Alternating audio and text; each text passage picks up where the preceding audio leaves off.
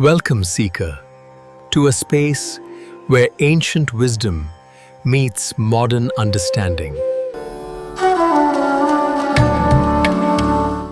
नमस्ते, मैं डॉक्टर सुरेंद्र और मेरे साथ हैं डॉक्टर अनगा। हम साथ मिलकर आपके साथ साझा करेंगे कि कैसे आयुर्वेद का प्राचीन नॉलेज और आर्टिफिशियल इंटेलिजेंस मिलकर आपके स्वास्थ्य और जीवन को एक नई दिशा दे सकते हैं। हम आपको अपना ऑडियो पॉडकास्ट दे रहे हैं जिसे आप कहीं भी कभी भी सुन सकते हैं। तो आइए परंपरा और नई तकनीक को जोड़ते हुए अपनी यात्रा की शुरुआत करें।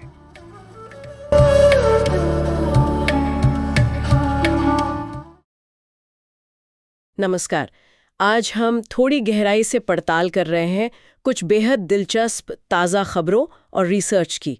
ये वो हफ्ता है, मतलब अगस्त 28 से सितंबर 4, 2025 वाला, जहां आर्टिफिशियल इंटेलिजेंस यानी एआई हमारी सेहत और भारत की जो पारंपरिक ज्ञान प्रणालियां हैं उनका संगम सुर्खियां बना रहा है। हमारे पास वीकली डाइजेस्ट्स हैं, इंटेलिजेंस रिपोर्ट्स हैं, डेली ब्रीफिंग्स भी हैं। तो आज का मिशन क्या है? समझना कि ये जो तेज रफ्तार बदलाव आ रहे हैं इनका असल मतलब क्या है। हाँ, मतलब एआई हेल्थ केयर को कैसे बदल रहा है। बिल्कुल। और इसमें आयुर्वेद, ज्योतिष, वास्तु, यहाँ तक कि अपना भारतीय दर्शन, ये सब कहाँ फिट होते हैं, कैसे जुड़ रहे हैं। सही। चलिए इसी की परतें खोलते हैं आज। ये संगम वाकई दिलचस्प है क्योंकि ये सिर्फ टेक्नोलॉजी की बात नहीं है, ये दो अलग दुनियाओं के मिलने की कहानी एक तरह से। हम देखेंगे कि कौन सी नई तकनीकें सामने आ रही हैं, उनसे क्या मौके बन रहे हैं और खासकर 2030 को ध्यान में रखते हुए भविष्य कैसा दिख सकता है। असल सवाल तो ये है कि क्या ये तकनीकें हमारी पारंपरिक समझ को और बेहतर बना सकती हैं, या कोई खतरा है। सही। तो शुरुआत करते दुनिया भर से आ रही कुछ खबरों से। इंग्लैंड की नेशनल हेल्थ सर्विस NHS ने अपने 100 से ज्यादा स्ट्रोक सेंटरों में AI स्कैनिंग टूल लगाया है। हाँ, मैंने भी पढ़ा है। नतीजे तो गजब के हैं। वही तो। इलाज में देरी जो पहले औसतन 140 मिनट थी, वो घट के सिर्फ 79 मिनट रह गई। 79 मिनट? ये तो बहुत बड़ा फर्क है। स्ट्रोक में तो एक एक मिनट कीमती होता है। और पूरी तरह ठीक होने वाले मरीजों की संख्या 16% से बढ़कर 48%। 48%? नहीं, ये आंकड़े सिर्फ आंकड़े नहीं हैं। ये दिखाते हैं कि एआई कैसे सीधे जान बचा सकता है, जिंदगी सुधार सकता है। हाँ, मतलब डायग्नोसिस कितना तेज हो सकता है AI से। बिल्कुल। और इसी तरह की एक और मिसाल है इंपीरियल कॉलेज लंदन का एआई वाला स्टेथोस्कोप। अच्छा। हाँ, सोचिए सिर्फ 15 सेकंड में वो दिल की गंभीर समस्याओं का पता लगा सकता है। हार्ट फेलियर, वॉल्व की दिक्कतें। अरे वाह, 15 सेकंड। हाँ, डॉक्टरों के लिए कितना मददगार हो सकता है ये। और अभी GE हेल्थ केयर के विविड पायनियर सिस्टम को भी मंजूरी मिली है। वो भी एआई इस्तेमाल करने वाला एक एडवांस्ड अल्ट्रासाउंड सिस्टम है, खासकर दिल की बीमारियों के लिए। तो टेक्नोलॉजी का विकास तो रुका नहीं है। ओपन AI जो ChatGPT के लिए जानी जाती है। हाँ, उन्होंने अब GPT 5.1 क्लिन ट्रायल निकाला है। क्लिन ट्रायल मतलब क्लिनिकल ट्रायल्स के लिए। बिल्कुल। ये खास तौर पर नई दवाओं के परीक्षण मतलब क्लिनिकल ट्रायल के लिए डिजाइन किया गया मॉडल है। ये ट्रायल के नियम बनाने, कौन मरीज हिस्सा ले सकता है, ये तय करने, ऐसे कामों को ऑटोमेट कर सकता है, मतलब खुद कर सकता है। अच्छा। और एनवीडिया ने भी कुछ किया है, बायो कंप्यूट AI। हाँ, एनवीडिया का बायो कंप्यूट AI। इसका काम है जीनोमिक्स, यानी जीन्स की पढ़ाई से जुड़े जो जटिल विश्लेषण होते हैं उनको तेज करना। तो ये जीनोमिक्स रिसर्च को और रफ्तार देगा। पर यहाँ एक सवाल उठता है, ये सारे टूल्स तो बहुत शक्तिशाली लग रहे हैं। हाँ, इसमें कोई शक नहीं, लेकिन एक बात समझना जरूरी है, इन्हें बनाना एक बात है और असल दुनिया में मतलब बड़े पैमाने पर सफलतापूर्वक इस्तेमाल करना वो बिल्कुल दूसरी बात है। अच्छा। हाँ, कई बार हम देखते हैं कि जनरेटिव एआई के प्रूफ ऑफ कॉन्सेप्ट मतलब शुरुआती छोटे प्रयोग वो कामयाब तो होते हैं, पर जब उन्हें बड़े स्केल पर लागू करने की कोशिश होती है तो वो फेल हो जाते हैं। तो चुनौती लागू करने में है। बिल्कुल। इसलिए सिर्फ टेक्नोलॉजी बनाने पर नहीं, बल्कि उसे सही तरीके से लागू करने की रणनीति, उस पर ध्यान देना बहुत जरूरी है। और इसी माहौल में आप देखिए, अमेरिका की रिवील हेल्थ टेक जैसी कंपनी को हाल ही में $7.2 मिलियन की फंडिंग मिली है। अच्छा। या फिर L&T टेक्नोलॉजी सर्विसेज ने सीमा.ai के साथ साझेदारी की है। ये सब दिखाता है कि अब कंपनियां सिर्फ प्रयोगों से आगे बढ़ रही हैं। मतलब अब पैसा लग रहा है इन तकनीकों को असल में हेल्थ केयर सिस्टम में लाने में। बिल्कुल सही। अपनी क्लिनिकल रिसर्च की बात की, उसमें भी AI कुछ बड़े बदलाव ला रहा है। नेचर मैगजीन में कोई स्टडी आई है? हाँ, नेचर में एक स्टडी छपी है, उसमें एक ऐसे एआई सिस्टम के बारे में बताया गया है जो क्लिनिकल ट्रायल के डिजाइन को खुद ब खुद बेहतर बनाता जाता है ट्रायल चलते चलते। अच्छा। हाँ। उससे क्या फायदा? फायदा ये कि इससे ट्रायल पूरा करने में लगने वाला समय 40% तक कम हो सकता है। 40%? ये तो बहुत है। बहुत है। और WHO यानी विश्व स्वास्थ्य संगठन भी अब विकेंद्रीकृत परीक्षणों में एआई के इस्तेमाल की बात कर रहा है। विकेंद्रीकृत मतलब? डिसेंट्रलाइज्ड। हाँ। मतलब ऐसे ट्रायल जिनमें मरीजों को बार बार अस्पताल नहीं आना पड़ता, वो घर से ही हिस्सा ले सकते हैं काफी हद तक। तो WHO कह रहा है कि एआई का इस्तेमाल दवा के साइड इफेक्ट्स पर दूर से ही नजर रखने में हो सकता है। ये सब क्यों जरूरी है वैसे? ट्रायल का समय कम होना, लागत कम होना? देखिए, क्लिनिकल ट्रायल बहुत महंगे होते हैं और उनमें समय भी बहुत लगता है। अगर एआई इन्हें ज्यादा कुशल बना सकता है, जैसे अनुमान है कि अडैप्टिव डिजाइन और डिजिटल ट्विन्स जैसी चीजें लागत 25% तक कम कर सकती हैं। 25%? हाँ, तो इसका मतलब है कि नई दवाएं हम तक जल्दी पहुंच सकती हैं और शायद थोड़ी सस्ती भी। ये तो अच्छी बात है। बिल्कुल। चीन में देखिए, डीप सीक जैसे सिस्टम अस्पतालों में बीमारी का पता लगाने और काम को सुचारू बनाने में इस्तेमाल हो रहे हैं। हालांकि यहाँ ये भी ध्यान रखना होगा, जैसा आपने पहले भी इशारा किया था, कि इन सिस्टम्स के इस्तेमाल से कुछ नियम कानून और नैतिकता वाले सवाल भी खड़े होते हैं। हाँ, वो तो है, उन पर भी सोचना होगा।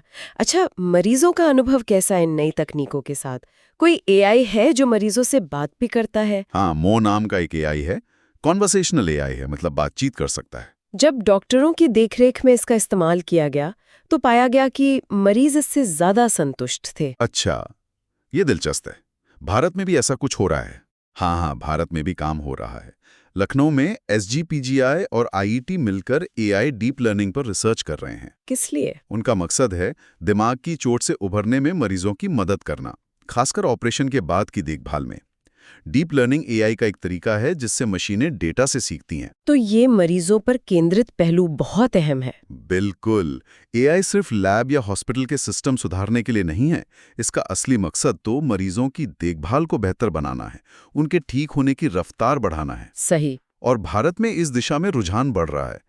कई संकेत हैं, जैसे मणिपाल के KMC में देश का पहला एआई इन हेल्थ केयर विभाग खुला है, या रिलायंस का मुंबई में 2000 बेड वाला एआई सुविधाओं से लैस मेडिकल सिटी बनाने का प्लान है। 2000 बेड? ये तो बहुत बड़ा प्रोजेक्ट है। हाँ। बहुत बड़ा। और एक और उदाहरण है वडोदरा के SSG हॉस्पिटल का। उन्होंने कई भाषाओं में जानकारी देने वाला कैंसर चैटबॉट बनाया है। अच्छा, मल्टीलिंगुअल चैटबॉट। हाँ, ये दिखाता है कि कैसे एआई सीधे मरीजों की मदद कर सकता है, उन्हें उनकी भाषा में सही जानकारी देकर। चलिए, अब आते हैं उस हिस्से पर जो शायद सबसे अनोखा है और हमारे लिए खास तौर पर दिलचस्प है, एआई और भारत की पारंपरिक ज्ञान प्रणालियों का मेल। हाँ, ये वाकई एक उभरता हुआ और बहुत रोमांचक क्षेत्र है। शुरुआत आयुर्वेद से करते हैं। क्या हो रहा है वहाँ? काफी कुछ। देखिए, हाल ही में स्प्रिंगर जर्नल में एक लेख छपा। इसमें बताया गया है कि अश्वगंधा जैसी जानी मानी जड़ी बूटी शरीर में कैसे काम करती है। इसके कुछ खास बायोमार्कर, मतलब जैविक निशान, पहचाने गए हैं। और ये पहचान मशीन लर्निंग क्लस्टरिंग, मतलब कंप्यूटर द्वारा पैटर्न पहचानने की एक तकनीक से पक्की की गई है। तो ये पारंपरिक ज्ञान को आधुनिक विज्ञान की कसौटी पर कसने जैसा हुआ। बिल्कुल, एक तरह से वही है। दूसरी तरफ नीति आयोग ने भी एक एआई आधारित प्लेटफॉर्म लॉन्च किया है। अच्छा, उसका क्या काम है? मानकीकृत करना। इससे क्या फायदा होगा? इससे रिसर्च में आसानी होगी, क्वालिटी कंट्रोल बेहतर होगा। ये बहुत जरूरी कदम है। क्वालिटी कंट्रोल की बात आए तो आयुर्वेद में जड़ी बूटियों की शुद्धता, मतलब मिलावट, ये एक बड़ा मुद्दा रहा है हमेशा से। हाँ, बिल्कुल रहा है। और इसी पर CSIR सिमैप लखनऊ ने कुछ कमाल का काम किया है। क्या किया है उन्होंने? उन्होंने एक हाथ में पकड़ने वाला एआई स्कैनर बनाया है। Hand held scanner? हाँ, जो सिर्फ देखकर, मतलब ऑप्टिकली 98% सटीकता से बता सकता है कि औषधीय पौधे में मिलावट है या नहीं। अरे वाह, 98% सटीकता! ये तो सचमुच गेम चेंजर हो सकता है। बिल्कुल। सोचिए जरा, किसान या वैद्य सीधे खेत में या दुकान पर ही जड़ी बूटी की क्वालिटी जांच सकें। ये पूरी सप्लाई चेन में कितना भरोसा बढ़ाएगा। सही बात है। और ये सिर्फ भारत में ही नहीं हो रहा। WHO, ITU और वाइपो, इन तीनों ने मिलकर पारंपरिक चिकित्सा में एआई का इस्तेमाल पर 2025 तक का एक रोडमैप जारी किया है। अच्छा, ग्लोबल लेवल पर भी? हाँ, और उसमें भारत की जो ट्रेडिशनल नॉलेज डिजिटल लाइब्रेरी है, TKDL, उसकी खास तारीफ की गई है। TKDL की क्यों? क्योंकि ये एआई की मदद से चलने वाली लाइब्रेरी आयुर्वेद, सिद्धा, यूनानी, सोवा रिक्पा और होम्योपैथी के हजारों साल पुराने ज्ञान को न सिर्फ सहेज रही है, बल्कि उसे आज के जमाने के लायक बना रही है, मतलब मॉडर्नाइज कर रही है। WHO ने भारत के AI और आयुष को जोड़ने के जो प्रयास हैं, उनको सराहा भी है। जैसे आयुर्जीनोमिक्स, जो आयुर्वेद और जीनोमिक्स को जोड़ता है, या फिर ऐसे AI डायग्नोस्टिक टूल जो नाड़ी पढ़ने या प्रकृति विश्लेषण जैसी पारंपरिक विधियों को आधुनिक तकनीक से मिलाते हैं। ये तो आयुर्वेद की बात हुई। ज्योतिष और AI का भी कुछ मेलजोल हो रहा है क्या? सुनने में थोड़ा अजीब लगता है। हाँ, हुआ। हालांकि ये अभी बहुत नया क्षेत्र है। रिसर्च गेट पर एक स्टडी मिली जिसमें डीप लर्निंग का इस्तेमाल जन्म कुंडली के पैटर्न पहचानने के लिए किया गया। अच्छा, क्या नतीजा निकला? दावा तो ये किया गया कि इससे क्रोनोबायोलॉजिकल स्वास्थ्य जोखिमों, मतलब शरीर की जैविक घड़ी से जुड़े स्वास्थ्य खतरे, उनका 85% सटीकता से अंदाजा लगाया जा सकता है। 85%? ये तो काफी बड़ा दावा है। हाँ, बड़ा दावा है। और एक और रिसर्च पेपर मिला IEEE एक्सप्लोर में। वो वैदिक समय चक्रों को AI मॉडल में इस्तेमाल करने की बात करता है, ताकि सर्कैडियन थेरेपी, मतलब शरीर की घड़ी के हिसाब से इलाज, उसको बेहतर बनाया जा सके। तो ये एक तरह से पर्सनलाइज्ड मेडिसिन जैसा हुआ, पर ज्योतिष के नजरिए से। हाँ, कुछ वैसा ही। इसे पर्सनलाइज्ड क्रोनोथेरेप्यूटिक्स कह सकते हैं। हर व्यक्ति की शारीरिक घड़ी के हिसाब से खास इलाज।